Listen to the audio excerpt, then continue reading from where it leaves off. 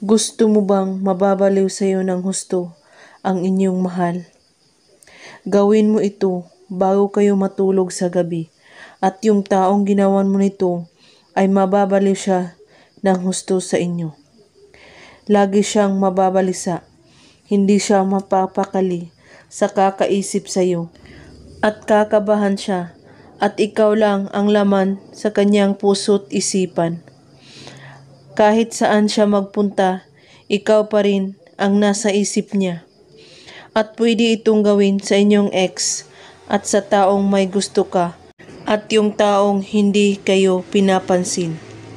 Ang mga kailangan sa ritual na ito ay ang panulat, papel.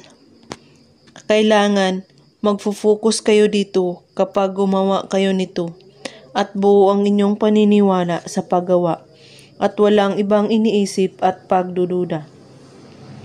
Isulat mo sa papel ang pangalan at apelyido niya ng isang beses.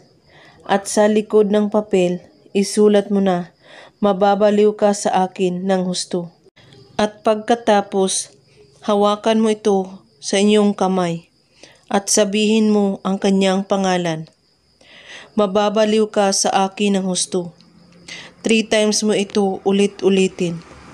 At pagkatapos, ilagay ito sa ilalim ng iyong unan. Bago kayo matulog sa gabi, iisipin mo siyang mabuti. At sambitin mo ulit ang kanyang pangalan. At sabihin mo, mababaliw ka sa akin ng husto. At pagkatapos, tulugan mo ito.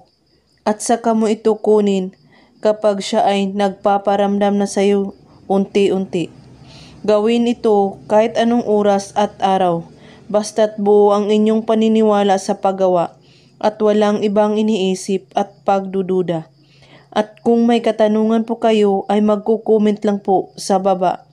Maraming salamat sa panunood. May God bless us all.